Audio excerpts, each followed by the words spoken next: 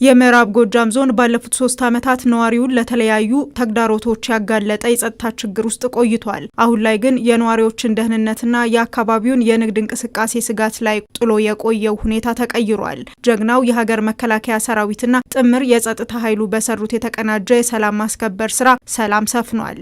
ከፍተኛ ግጭት ነው የገጠመን እንደ ከተማ በዙሪያው የነበረው ከፍተኛ የነበረ ግጭት ነው የነበረውና ከጊዜ ወደ ጊዜ አሁን ላይ እየቀነሰ ነው የመጣ ከ2015 ወደ 16 ስንሸጋገር ከነበረው 16 ወደ 17 ስንሸጋገርም የተሻለ ለውጥ ነው እየመጣ ያለው። ይሄ የሆነበት ምክንያት ፍኖተ ሰላም ከተማ የዞን መቀመጫም ከመሆኑ አንፃር የተጠናከረ የጸጥታ ኃይል ያለበት ሁኔታ እንዳለ ያሳያል።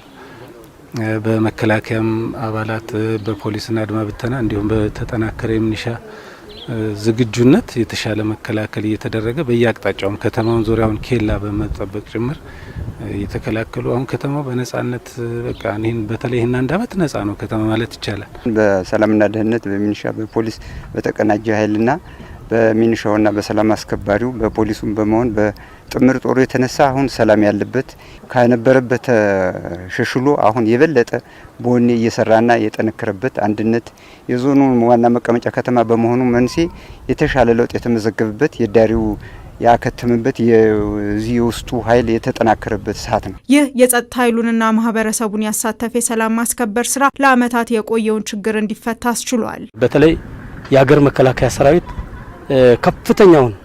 ከፍተኛ ትግል አድርጎ ይሄን ዞንና ይሄን ከተማ ከችግር እንዲወጣ አድርጓል።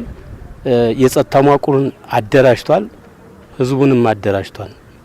ከዛ በኋላ እኛም የጸጥታ መዋቅሩ ከተለያየ ከበፊት የነበረው የጸጥታ መዋቅር የመበታተን ስለነበረ ነገር ግን ደግሞ ያን አደረጃጀቱን በመፈጸም አሁን የጸጥታ መዋቅራችን ከ2015 የ2016 ከ2016 2017 እየተሻሻለ በቁጥር ብቻ ሳይሆን በአፈጻጸምም የተሻለ የሚፈጽም የጸጥታ መዋቅር አደራጅተናል። በሀገር መከላከያ ሰራዊታችን አማካኝነት እንዲሁም በጥምር ኃይሉ የኦፕሬሽን ስራውም እንግዲህ በተከታታይ እዚህ ለመድረሳችን ከ2015 መጨረሻ ጀምሮ 2016 2017 እና በዚህ አመት በተጠናከረ መንገድ ምን ጊዜም እየተሰራ ነው ያለው።